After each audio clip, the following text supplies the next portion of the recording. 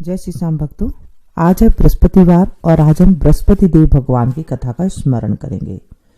बोलिए बृहस्पति देव भगवान की जय, विष्णु भगवान की जय। बृहस्पतिवार को जो भी स्त्री पुरुष व्रत करे उनको चाहिए कि वह दिन में एक ही समय भोजन करे, क्योंकि बृहस्पति देव भगवान का इस दिन पूजन होता है। भोजन में पीले चने की दाल आदि का करें, परंतु नमक नहीं खाएं और पीले वस्त्र पहने, पीले ही फलों का प्रयोग करें। पीले चंदन से पूजन करें। पूजन के बाद प्रेम पूर्वक गुरु महाराज की कथा सुननी चाहिए। इस व्रत को करने से मन की इच्छाएं पूरी होती है और बृहस्पति देव महाराज प्रसन्न होते हैं तथा धन, पुत्र, विद्या तथा मनवांछित फलों की प्राप्ति होती है। परिवार को सुख शांति मिलती है, इसलिए यह व्रत सर्वश्रेष्ठ और अति फलदायक है। सब स्त्री व पुरुषों के लिए है। यह व्रत में केले का पूजन करना चाहिए। कथा और पूजन के समय तन, मन, क्रम, वचन से शुद्ध होकर जो इच्छा हो बृहस्पति देव से प्रार्थना करनी चाहिए। उनकी इच्छाओं को बृहस्पति देव अवश्य पूर्ण करते हैं, ऐसा मन में दृढ़ विश्वास रखना चाहिए। बोले बृहस्पति देव भगवान की जय, विष्णु भगवान की जय। बृहस्पतिवार की व्रत कथा। भारतवर्ष में एक राजा राज्य करता था। वह बड़ा प्रतापी और दानी था। वह नित्य गरीबों और ब्राह्मणों की सहायता करता था। यह बात उसकी रानी को अच्छी नहीं लगती थी। वह न ही गरीबों को दान देती थी और न ही भगवान का पूजन करती थी, और राजा को भी दान देने से मना किया करती थी। एक दिन राजा शिकार खेलने वन को गए हुए थे, तो रानी महल में अकेली थी। उसी समय बृहस्पति देव साधु के वेश में राजा के महल में भिक्षा के लिए गए और भिक्षा मांगने लगे। रानी ने भिक्षा देने से इनकार किया और कहा, हे साधु महाराज, मैं तो दान पुण्य से तंग आ गई हूँ। मेरा पति सारा धन लुटाता रहता है। मेरी इच्छा है कि हमारा धन नष्ट हो जाए, फिर न रहेगा बांस और न बजेगी बांसुरी। साधु महाराज ने कहा, देवी तुम तो बड़ी अजीब हो।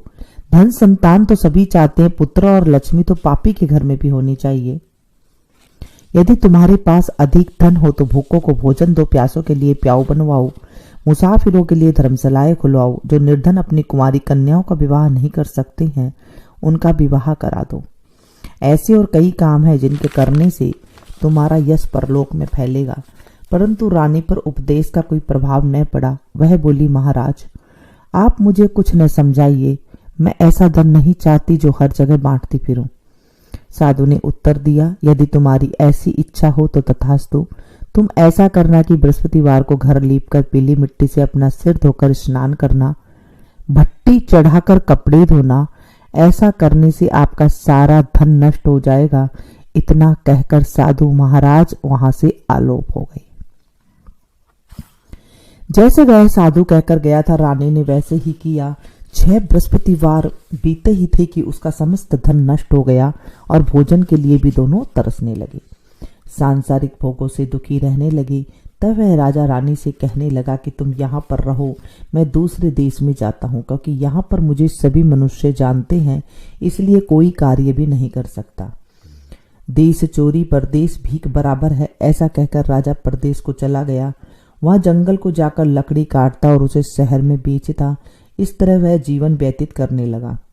एक दिन दुखी होकर जंगल में एक पेड़ के नीचे निश्चित रूप से आसन जमाकर बैठ गया। वह अपनी दशा को याद करके व्याकुल होने लगा। बृहस्पतिवार का दिन था। एकाएक उसने देखा कि निर्जन वन में एक साधु प्रकट हुआ और वह साधु भेष में स्वयं बृहस्पति देवता थे।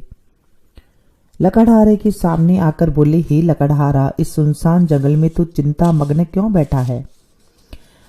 लकड़हारे ने दोनों हाथ जोड़कर प्रणाम किया और उत्तर दिया, महात्मा जी आप सब कुछ जानते हैं, मैं क्या कहूँ। यह कहकर वह रोने लगा और साधु को आत्मकथा सुनाई। महात्मा जी ने कहा, तुम्हारी स्त्री ने बृहस्पति देव के दिन वीर भगवान का निरादर किया है, जिसके कारण रुष्ट होकर तुम्हारी यह दशा करती गई है। अब तुम चिंता को दूर करके मेरे कहने पर चलो तो तुम्हारे सब कष्ट दूर हो जाएंगे और भगवान पहले से भी अधिक संपत्ति देंगे। तुम बृहस्पति के दिन पाठ किया करो, 5 रुपए के चने मुनक्के मंगवाकर उसका प्रसाद बनाओ और शुद्ध जल के लोटे में शक्कर मिलाकर अमृत तैयार करो। कथा के पश्चात अपने सारे परिवार और सुनने वाले प्रेमियों में अमृत व प्रसाद बांटकर आप भी ग्रहण करो। ऐसा करने से भगवान तुम्हारी सब कामनाएं पूरी करेंगे। साधु के ऐसे वचन सुनकर लकाढ़ार बोला, हे प्रभु, मुझे लकड़ी बेचकर इतना पैसा नहीं मिलता जिससे भोजन करने के उपरांत मैं कुछ बचा सकूं। मैंने रात्रि में अपनी स्त्री को व्याकुल देखा है, मेरे पास कुछ भी नहीं है जिससे उसकी खबर मंगा सकूं। साधु ने कहा, हे लकड़हारे, तुम किसी बात की चिंता मत करो। बृहस्पतिवार के दिन तुम रोजाना की तरह लकड़ियां लेकर शहर को जाओ। तुमको रोज से दुगना धन प्राप्त होगा जिससे तुम भली भांति भोजन कर लोगे। तब बृहस्पति देव की पूजा का सामान भी आ जाएगा। इतना कहकर साधु अंतर्ध्यान हो गए। धीरे धीरे समय व्यतीत होने पर फिर वही बृहस्पतिवार का दिन आया। लकड़हारा जंगल से लकड़ी काटकर किसी शहर में बेचने गया। उसे उस दिन और दिन से अधिक पैसा मिला। राजा ने चना गुड़ आदि लाकर गुरुवार का व्रत किया। उस दिन से उसके सभी क्लेश दूर हुए। परंतु जब दोबारा बृहस्पतिवार का दिन आया तो गुरुवार का व्रत करना भूल गया। इसी कारण बृहस्पति भगवान नाराज हो गए। उस दिन से उस नगर के राजा ने विशाल यज्ञ का आयोजन किया तथा शहर में यह घोषणा करा दी कि कोई भी मनुष्य अपने घर में भोजन न बनावे न आग जलावे। समस्त जनता मेरे यहाँ भोजन करने आवे। इस आज्ञा को जो न मानेगा उसके लिए फांसी की सजा दी जाएगी। इस तरह की घोषणा संपूर्ण नगर में करवा दी गई। राजा की आज्ञा अनुसार शहर के सभी लोग भोजन करने गए, लेकिन लकड़हारा कुछ देर से पहुंचा, इसलिए राजा उसको अपने साथ घर लिवा ले गए और ले जाकर भोजन करा ही रही थे कि राजा की दृष्टि उस खूंटी पर पड़ी जिस पर उसका हार लटका हुआ था। वह वहां पर दिखाई न दिया। रानी ने निश्चय किया कि मेरा हार इस मनुष्य ने चुरा लिया है। उसी समय पुलिस को बुलाकर उसको जेल खाने में डलवा दिया। जब लकड़हारा जेल खाने में पड़ गया और बहुत दुखी होकर विचार करने लगा कि न जाने कौन से पूर्व जन्म के कर्म से मेरे लिए दुख प्राप्त हुआ है, और उसी साधु को याद करने लगा कि जंगल में मिला था। उसी समय तत्काल बृहस्पति देव साधु के रूप में प्रकट हो और उसकी यह दशा को देखकर कहने लगे, अरे मूर्ख, तूने बृहस्पति देव की कथा नहीं करी, इसी कारण तुझे दुख प्राप्त हुआ है। अब चिंता मत कर, बृहस्पतिवार के दिन जेल खाने के दरवाजे पर 4 पैसे पड़े मिलेंगे। उनसे तू बृहस्पति देव की पूजा करना, तेरे सभी कष्ट दूर हो जाएंगे। बृहस्पति के रोज उसे 4 पैसे मिले। लकड़हारा ने कथा कही। उसी रात्रि को बृहस्पति देव ने उस नगर के राजा को सपने में कहा, हे राजा, तुमने जिस आदमी को जेल खाने में बंद कर दिया है वह निर्दोष है, वह राजा है, उसे छोड़ देना। रानी का हार उसी खूंटी पर लटका है। अगर तू ऐसा नहीं करेगा तो मैं तेरे राज्य को नष्ट कर दूंगा।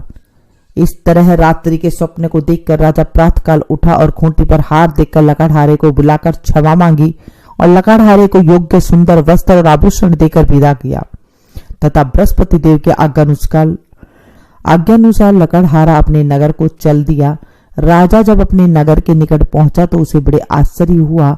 नगर में पहले से अधिक बाग, तालाब और कुएं तथा बहुत सी धर्मशालाएं, मंदिर आदि बनी गई है। राजा ने पूछा, यह किसका बाग और धर्मशाला है? तो नगर के सब लोग कहने लगे, यह सब रानी और बांदी के हैं। तो राजा को आश्चर्य हुआ और गुस्सा भी आया।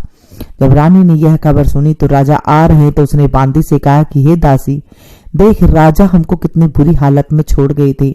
हमारी ऐसी हालत देखकर वह लौट न जाए, इसलिए तू दरवाजे पर खड़ी हो जा। आज्ञा अनुसार दासी दरवाजे पर खड़ी हो गई और राजा आए तो उन्हें अपने साथ लिवा लाई। तब उन्होंने कहा, हमें यह सब धन बृहस्पति देव के इस व्रत के प्रभाव से प्राप्त हुआ है।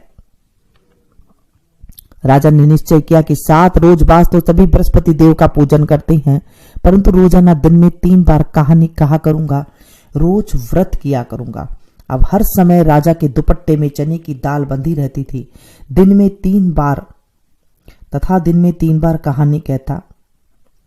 एक रोज राजा ने विचार किया कि चलो अपनी बहन के यहाँ हो आए। इस तरह निश्चर कर राजा घोड़े पर सवार हो अपनी बहन के यहाँ को चलने लगा। मार्ग में उसने देखा कि कुछ आदमी एक मुर्दे को लिए जा रहे हैं। उन्हें रोककर राजा ने कहा, अरे भैया, मेरी बृहस्पति देव की कहानी सुन लो। वे बोले, लो, हमारा तो आदमी मर गया है, इसको अपनी कथा की पड़ी है। परंतु कुछ आदमी बोले, अच्छा कहो, हम तुम्हारी कथा भी सुनेंगे। राजा ने दाल निकाली और जब कथा आदि हुई थी कि मुर्दा हिलने लगा और जब कथा समाप्त हो गई तो राम राम करके मनुष्य उठकर खड़ा हो गया। आगे मार्ग में उसे किसान खेत में हल चलाता मिला। राजा ने उसे देखा और उससे कहा, अरे भैया, तो मेरी बृहस्पति देव की कथा सुन लो। किसान बोला, जब तक मैं तेरी कथा सुनूंगा तब तक 4 हरैया और जोत लूंगा। जा, अपनी कथा किसी और को सुनाना। इस तरह राजा आगे चलने लगा। राजा के हटते ही बैल पछाड़ खाकर गिर गए और उसके पेट में बड़ी जोर से दर्द होने लगा। उस समय उसकी माँ रोटी लेकर आई। उसने जब यह देखा तो अपने पुत्र से सब हाल पूछा और बेटे ने सभी हाल कह दिया। तो बुढ़िया दौड़ी दौड़ी उस घुड़सवार के पास गई और उससे बोली कि मैं तेरी कथा सुनूंगी, तू अपनी कथा मेरे खेत पर चलकर ही कहना। राजा ने बुढ़िया के खेत पर जाकर कथा कही, जिसके सुनते ही वह बैल उठकर खड़े हुए तथा किसान के पेट का दर्द बंद हो गया। राजा अपनी बहन के घर पहुंचा। बहन ने भाई की खूब मेहमानी की। दूसरे रोज प्रातःकाल था। राजा जगा तो वह देखने लगा कि सब कोई लोग भोजन कर रहे हैं। राजा ने अपनी बहन से कहा कि ऐसा कोई मनुष्य है जिसने भोजन नहीं किया है, नहीं किया हो, मेरी बृहस्पति देव की कथा सुन ले। बहन बोली, भैया, यह देश ऐसा ही है। पहले यहाँ लोग भोजन करते हैं, बाद में अन्य काम करते हैं। अगर कोई पड़ोस में हो तो देख आऊं। वह ऐसा कहकर देखने चली गई, परंतु उसे कोई ऐसा व्यक्ति नहीं मिला जिसने भोजन नहीं किया हो। अतः वह एक कुम्हार के घर गई जिसका लड़का बीमार था। उसे मालूम हुआ कि उनके यहाँ 3 रोज से किसी ने भोजन ही नहीं किया है। रानी ने अपने भाई की कथा सुनने के लिए कुम्हार से कहा तो वह तैयार हो गया। राजा ने जाकर बृहस्पतिवार की कथा कही, जिसकी सुनकर उसका लड़का ठीक हो गया। अब तो राजा की प्रशंसा होने लगी। एक रोज राजा ने बहन से कहा, हे बहन, हम आप अपने घर को जाएंगे, तुम भी तैयार हो जाओ। राजा की बहन ने अपनी सास से कहा। सास ने कहा, हाँ चली जा, परंतु अपने लड़कों को मत लेके जाना, क्योंकि तेरे भाई की कोई औलाद नहीं है। बहन ने अपने भाई से कहा, हे भैया, मैं तो चलूंगी, परंतु कोई बालक नहीं जाएगा। राजा बोला, जब कोई बालक ही नहीं चलेगा तो तुम क्या करोगी? बड़े दुखी मन से राजा अपने नगर को लौट आया। राजा ने अपनी रानी से कहा कि हम निर्वंशी राजा हैं, हमारा मुंह देखने का धर्म नहीं है और कुछ भोजन आदि नहीं किया। रानी बोली, हे प्रभु, बृहस्पति देव ने हमें सब कुछ दिया है, हमें औलाद अवश्य देंगे। उसी रात को बृहस्पति देव ने राजा के सपने में कहा, हे राजा, उठ, सभी सोच त्याग दे, तेरी रानी गर्भ से है। राजा की यह बात सुनकर बड़ी खुशी हुई। 9वें महीने में उसके गर्भ से एक सुंदर पुत्र पैदा हुआ। तब राजा बोला, हे रानी, स्त्री बिना भोजन के रह सकती है, बिना कहे नहीं रह सकती। जब मेरी बहन आवे तो मुझसे कुछ कहना मत। रानी ने सुनकर हाँ कर दिया। जब राजा की बहन का ये सब शुभ समाचार सुना तो वह बहुत खुश हुई और बधाई लेकर अपने भाई के यहाँ आई।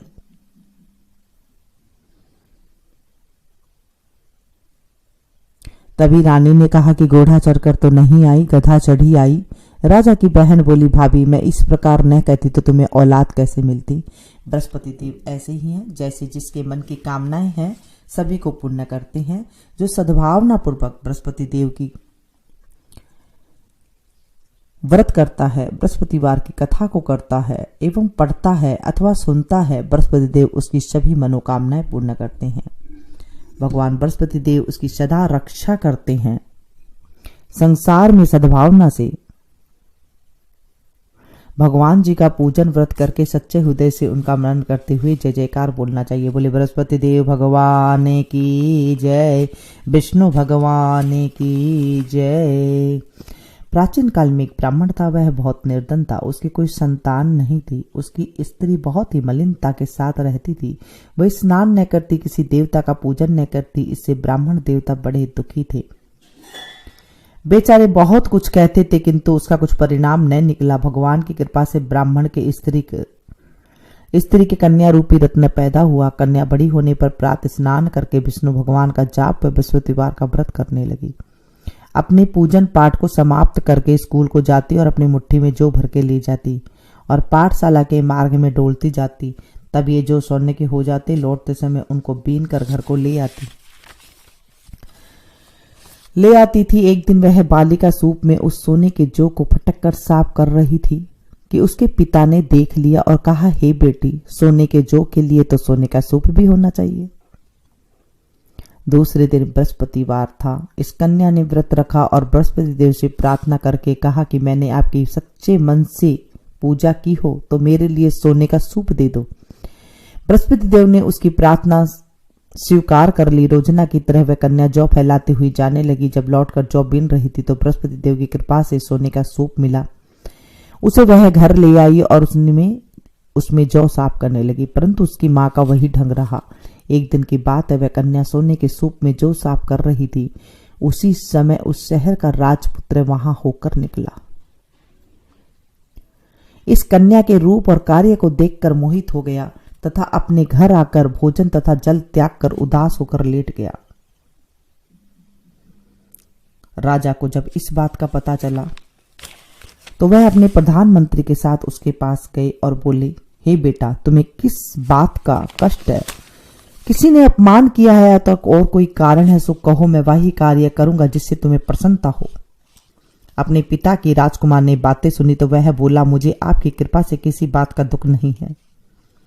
नहीं, मेरा किसी ने अपमान किया है, परंतु मैं उस लड़की के साथ विवाह करना चाहता हूं जो सोने के सूप में जौ साफ कर रही थी। यह सुनकर राजा आश्चर्य में पड़ गया और बोला, हे बेटा, इस तरह की कन्या का पता तुम ही लगाओ, मैं उसके साथ तेरा विवाह अवश्य कर दूंगा। मैं उसके साथ तेरा विवाह अवश्य करवा दूंगा। राजकुमार ने उस लड़की के घर का पता बतलाया।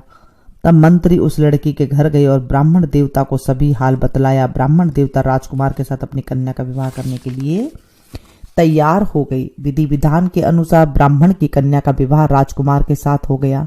कन्या के घर से जाते ही पहले की भांति उस ब्राह्मण देवता के घर में गरीबी का निवास हो गया। अब तो भोजन के लिए भी अन्न बड़ी मुश्किल से मिलता था। एक दिन दुखी होकर ब्राह्मण देवता अपनी पुत्री के पास गए। बेटी ने पिता की दुखी अवस्था देखकर अपनी माँ का हाल पूछा। तब ब्राह्मण ने सभी हाल कहा। कन्या ने बहुत सा धन देकर अपने पिता को विदा कर दिया। इस तरह ब्राह्मण का कुछ समय सुखपूर्वक व्यतीत हुआ। कुछ दिन बाद फिर वही हाल हो गया। ब्राह्मण फिर अपनी कन्या के यहाँ गया और सारा हाल कहा तो लड़की बोली, हे पिताजी, आप माताजी को यहाँ लेवा लाओ, मैं उसे विधि बता दूंगी जिससे वह गरीबी दूर हो जाएगी। वह ब्राह्मण देवता अपनी स्त्री के साथ लेकर पहुंचे तो वह अपनी माँ से कहने लगी, समझाने लगी, हे माँ, तुम प्रातःकाल प्रथम स्नान आदि करके विष्णु भगवान का पूजन करो तो सब दरिद्रता दूर हो जाएगी। परंतु उसकी माँ ने एक भी बात नहीं मानी और प्रातःकाल उठकर अपनी पुत्री के बच्चों का झूठन को खा लिया। इससे उसकी पुत्री को भी बहुत गुस्सा आया और एक रात को कोठरी में से सभी सामान निकालकर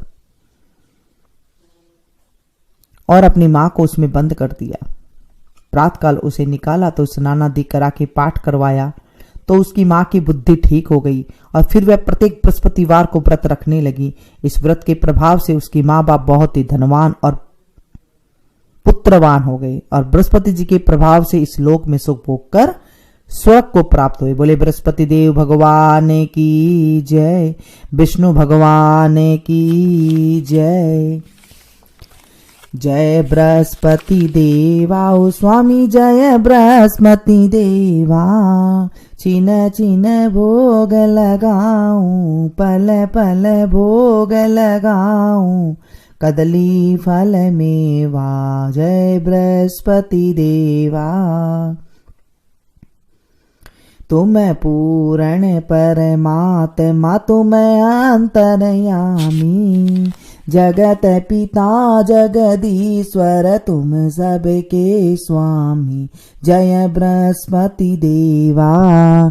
चरणामृत निज निर्मल, सब पातक हरता, सकल मनोरथ दायक, कृपा करो भरता जय बृहस्पति देवा।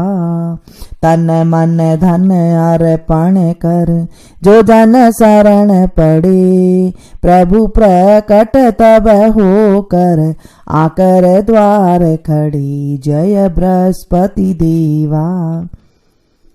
दीन दयाल दयानिधि भक्तन हितकारी, स्वामी भक्तन हितकारी। पाप दोष सब हरता, पाप दोष सब हरता, भव बंधन हारी, जय बृहस्पति देवा। सकल मनोरथ दायक सब संशय तारो, स्वामी सब संशय तारो। विषय विकार मिटाओ, विषय विकार मिटाओ, संतन सुखकारी, जय बृहस्पति देवा। जो कोई आरती तेरी प्रेम सहित गावे, स्वामी प्रेम सहित गावे। ज्येष्ठानंद वंद सो निश्चय पावे, जय बृहस्पति देवा। जय बृहस्पति देवा, स्वामी जय बृहस्पति देवा। छिन छिन भोग लगाऊं, पल पल भोग लगाऊं, कदली फल मेवा, जय बृहस्पति देवा। सब बोलो विष्णु भगवान की जय, बृहस्पति देव भगवान की जय। आज हमने बृहस्पति देव भगवान की कथा का स्मरण किया है। इसे ज्यादा से ज्यादा अपनों के साथ शेयर कीजिएगा ताकि आपको भी कथा सुनाने का फल मिल सके। मिलती हूँ फिर से एक नई वीडियो में, नई कहानी के साथ, नई कथा के साथ, नई जानकारी के साथ। तब तक आप लोग देखते रहिए मेनू संगीत। Thank you.